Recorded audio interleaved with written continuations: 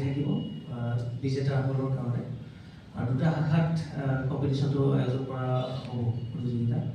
এটা ক শাখা আমি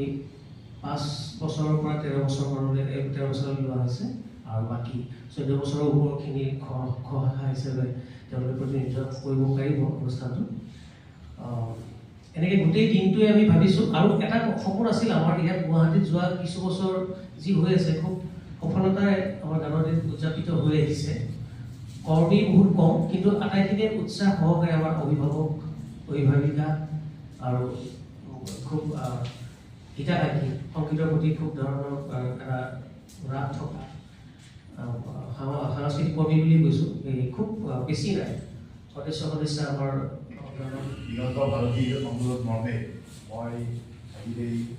সংবাদমেলখন সম্বোধন কৰিবলৈ ওলাইছোঁ। আপোনালোক ইতিমধ্যে সকলোৱে অৱগত যে গানৰ দিন উদযাপন কৰা হ'ব এইবাৰ সত্ৰনগৰী বৰপেটাত। ইয়াৰ আগত গানৰ দিন কালচাৰেল ছ'চাইটিৰ উদ্যোগত প্ৰতি বছৰে গুৱাহাটীত এই অনুষ্ঠানটিৰ আয়োজন কৰি অহা হৈছিল। এইবাৰ প্ৰথমবাৰৰ বাবে গুৱাহাটীৰ বাহিৰত অৰ্থাৎ বৰপেটাত এই অনুষ্ঠানৰ আয়োজন কৰা হৈছে আৰু অহা 20 জানুৱাৰী তাৰিখে বৰপেটাৰ জিলা পুথিভঁৰাল প্ৰেক্ষাগৃহত দিনজোৰা কাৰ্যসূচীৰে আমাৰ আটাইৰে মৰমৰ আমাৰ আটাইৰে আদৰৰ সংগীত শিল্পী দিগন্ত ভাৰতীৰ যি সাংগীতিক যাত্ৰা সেই সাংগীতিক যাত্ৰাত আমি গানৰ দিন হিচাপে উদযাপনৰ প্ৰয়াস কৰিছোঁ। সিদিনা পুৱাৰ ভাগত আমাৰ অনুষ্ঠানৰ অন্যতম কাৰ্যসূচী স্বৰূপে আধুনিক গীতৰ কণ্ঠ সংগীত প্ৰতিযোগিতা অনুষ্ঠিত হ'ব আৰু আধুনিক গীতৰ কণ্ঠ সংগীত প্ৰতিযোগিতা স্বাগতম জনাই আমাৰ আজিৰ এই সংবাদমেলখন আৰম্ভ কৰিবলৈ লৈছোঁ আৰু আমি এই সংবাদমেলখন সম্বোধন কৰাৰ প্ৰাক মুহূৰ্তত আমি আমাৰ চিনাকি দি লৈছোঁ। মই নিজে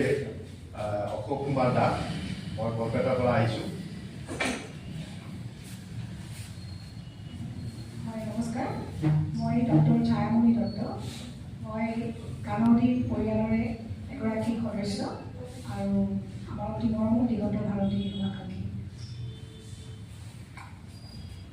নমস্কাৰ, মই সংগীত কৰ্মী দিগন্ত ভাৰতী। আমি ইয়াতে আহি প্ৰেছ ক্লাবৰ এই মজিয়াত আটাইখিনি লগ লাগিছোঁ। আমাৰ আগন্তুক গানৰ দিনৰ গোটেই সাংস্কৃতিক কৰ্মসূচী বা কেনেকৈ উদযাপন হ'ব সেই সংক্ৰান্তত আমি ইয়াতে আজি লগ লাগিছোঁ আৰু সংবাদসেৱী বন্ধু বান্ধৱীৰ জৰিয়তে গোটেই কথাখিনি খুব ক্ষীপ্ৰতৰভাৱে ৰাইজৰ মাজলৈ যাব যিদিনতে হাতত বেছি সময় নাই, গতিকে বহুত চিনাকি পোৱাৰ সময় দি দিলোঁ। বাকী আমি উদ্দেশ্য ইয়াত লগ লগা বাকীখিনি আমি বিতংভাৱে জনাওঁ। নমস্কাৰ, মোৰ নাম প্ৰবৰ্ধন দাস।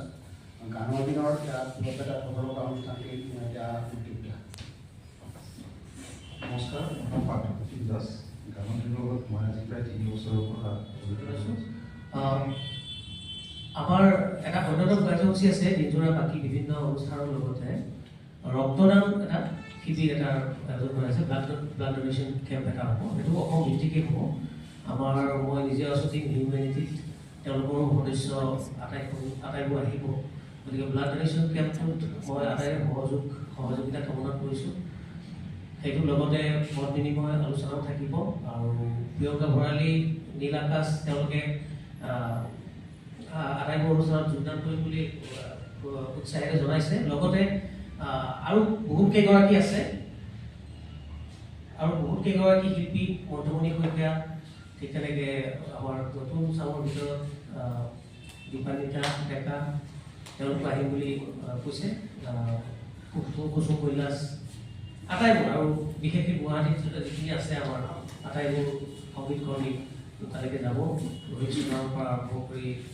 বামন বৰণী এনেকৈ আটাইবোৰ বৰষাৰুৱা, গতিকে যিমান নতুন নপুৰণি যিখিনি আৰু আছে আমাৰ সংগীত শিল্পী, কণ্ঠশিল্পী, লগতে বাদ্যশিল্পী আটাইখিনি এটা নপুৰণি এটা সমাৰোহ হ'ব। ছাত্ৰ ছাত্ৰীসমূহ আৰু লগতে অভিভাৱক অভিভাৱিকা আটাইবোৰ থাকিব আৰু প্ৰদৰ্শন ভিত্তিত যিটো আমি গীতৰ প্ৰতিযোগিতা কৰিম বুলি ভাবিছোঁ তাত বিষয়বস্তু থাকিব জুবিন গাৰ্গৰ গীত থাকিব প্ৰধানমন্ত্ৰীৰ গীতো থাকিব আৰু মই জড়িত থাকিম কিবা প্ৰকাৰে সুৰেৰে হওক বা কথাৰে হওক মোৰ গীত থাকিব এনেকৈ বিষয়বস্তুবিলাক সামৰি লোৱা হৈছে আমাৰ এই অনুষ্ঠান তিনিবাৰ আয়োজন কৰা হৈছে বৰপেটাত আমি কিমান দূৰ সম্ভৱ কিমান দূৰলৈকে পাৰোঁ আমি নটিফিকেশ্যন এটা কৰিছোঁ এইটোৰ কম্পিটিশ্যন হ'ব বুলি আমি স্কুল কলেজত আমি জনাইছোঁ চাৰ্কুলাৰ আমি দিছোঁ আৰু আমি ছ'চিয়েল মিডিয়াতো যিমান পাৰোঁ আমাৰ এই প্ৰতিযোগিতাটোৰ বিষয়ে আমাৰ প্ৰতিযোগীসকলক আমি অৱগত কৰাৰ প্ৰয়াস কৰিছোঁ আৰু সন্ধিয়াৰ ভাগত আমি সাংস্কৃতিক সংগীতানুষ্ঠানৰ আয়োজন কৰিছোঁ আৰু এই সংগীতানুষ্ঠানত আমাৰ আটাইৰে মৰমৰ বা আদৰৰ আমাৰ দিগন্ত ভাৰতীৰ লগতে তেখেতৰ সহযোগিনী এগৰাকী অসমৰ জনপ্ৰিয় কণ্ঠশিল্পী ভাস্বতী ভাৰতী তেখেতেও সংগীতানুষ্ঠান পৰিৱেশন কৰিব লগতে আমাক দিগন্ত ভাৰতীয়ে জনোৱা মতে প্ৰিয়ংকা ভৰালী আৰু নীল আকাশ দুয়োগৰাকী কণ্ঠশিল্পীয়ে সিদিনাৰ এই অনুষ্ঠানত তেওঁলোকে যোগদান কৰিব আৰু সংগীতানুষ্ঠান পৰিৱেশন কৰিব এইবাৰ আমি বৰপেটাত আমি যিমান পাৰোঁ আমি ভালকৈ বা আমি সুচাৰুৰূপে সফলতাৰে আমি এই অনুষ্ঠানৰ আয়োজন কৰিবলৈ চেষ্টা অব্যাহত ৰাখিছোঁ আৰু আমি আশা কৰিছোঁ যে আমি ভবা ধৰণে বা আমি যি ধৰণে আশা কৰিছোঁ আশা কৰা ধৰণেই এই অনুষ্ঠান ভাগি আয়োজনত সফল হ'ব পাৰিম আপোনালোক সকলোৰে দিহা পৰামৰ্শ আৰু সহায় সহযোগ কামনা কৰিছোঁ আৰু এই গানৰ দিন উদযাপনত আৰু কি বা কি ধৰণৰ কাৰ্যসূচী বা অন্যান্য কি ধৰণৰ প্ৰগ্ৰেমছ এড কৰা হ'ব বা সংযোজন কৰা হ'ব এই বিষয়ে মই আমাৰ দিগন্ত ভাৰতীয় ভুলৰ চিকাৰ হ'ব লগা নহয় যদি হ'ব লগা নহয় তেওঁলোকে গম পাব যে এই গীতটো সুধামন্থৰ গীত বা কোনোবা যদি কিবা ক'ৰবাত যদি তেনেধৰণৰ দ্বিধা শংকা থাকে বা ক'ৰবাত যদি এটা হেৰি থাকে কনফিউজন থাকে এই কনফিউজনটো মাৰিবৰ কাৰণেও আলোচনা কৰা জ্যেষ্ঠজনৰ লগত আলোচনা কৰিব পাৰিব বা আলোচনা আমি কেনেকৈ হেৰি কৰিম আমি অনুৰোধ জনাম জ্যেষ্ঠজনকো যে আপোনালোকেও যদি ক'ৰবাত কিবা কাৰণত যদি আমাক দিহা পৰামৰ্শ দিয়ে বা আপোনালোকৰ যদি ক'ৰবাত কিবা থাকে যাতে আমাক আগবঢ়াই দিয়ে যে মই নাজানো এইটো তেওঁক সুধি চোৱাচোন তেওঁ সঁচা কথাটো ক'ব পাৰিব নেকি আমি জনামতে তেওঁ এইটো কাম তেওঁহে গতিকে মই খুব যদি চিয়ৰ নহয় তেওঁ সুধিলে হয়তো এই চিয়ৰিটিটো ওলাই পৰিব এই ধৰণৰ যিটো বিনম্ৰ প্ৰয়াস বা পদক্ষেপ এইটোৱে গানৰ আচলতে মূল উদ্দেশ্য আৰু তাৰ লগে লগে নপুৰণি ছাত্ৰ ছাত্ৰীৰ এটা সাংস্কৃতিক মিলন আৰু তাৰ জৰিয়তে খুব সুস্থ ৰুচিৰ গীতসমূহ সদায় নতুন শ্ৰোতা দৰ্শক সৃষ্টিত এক ডাঙৰ সময় আৰু এই সুস্থ ৰুচিৰ গীতসমূহ গানসমূহ সংগীতসমূহক যদি আমি আলোচ্য বিষয় কৰি লওঁ তেতিয়াহ'লে আমাৰ ভৱিষ্যত প্ৰজন্ম উপকৃত হ'ব ভৱিষ্যতে এয়াই গানৰ আচলতে মুখ্য উদ্দেশ্য আৰু যোৱা কিছু বছৰ যেতিয়া আমি জুবিন আছিলে জুবিন থকা সদায় জুবিন গাৰ্গৰ প্ৰতিনিধিত্ব আছিল তাত ল'ৰা ছোৱালীক আশীৰ্বাদ দিছিল আহি মৰম কৰিছিল উৎসাহ দিছিল তেওঁৰ শাৰীৰিক উপস্থিতিৰে লগতে বিভিন্ন বাহিৰৰ শিল্পীও আহিছে যোৱাটো বৰ্ষত আমি বেংগলৰ পশ্চিমবংগৰ খুব আন্তঃৰাষ্ট্ৰীয় খ্যাতিসম্পন্ন আমি কণ্ঠশিল্পী মাতি আনিছিলোঁ তেওঁ সংগীতানুষ্ঠান আটাই ইয়াত উপভোগ কৰিছিলে শুভমিতা আটাই জানে নামটো শুভমিতা বেনাৰ্জী নাৰী কণ্ঠৰ এক মানে আদৰ্শ কণ্ঠ এটা বিশ্বজনীন কণ্ঠ এটা খুব সুন্দৰ তেওঁ অনুষ্ঠান হৈছিলে আৰু দৰ্শক শ্ৰোতাৰ মানে অভূতপূৰ্ব সঁহাৰি আমি পাইছিলোঁ তাৰ আগতো জুবিনেও গীত গাইছিলে আহি আমিও গান গাইছিলোঁ ঠিক তেনে আমাৰ জ্যেষ্ঠজনকো আমি তাত সন্মান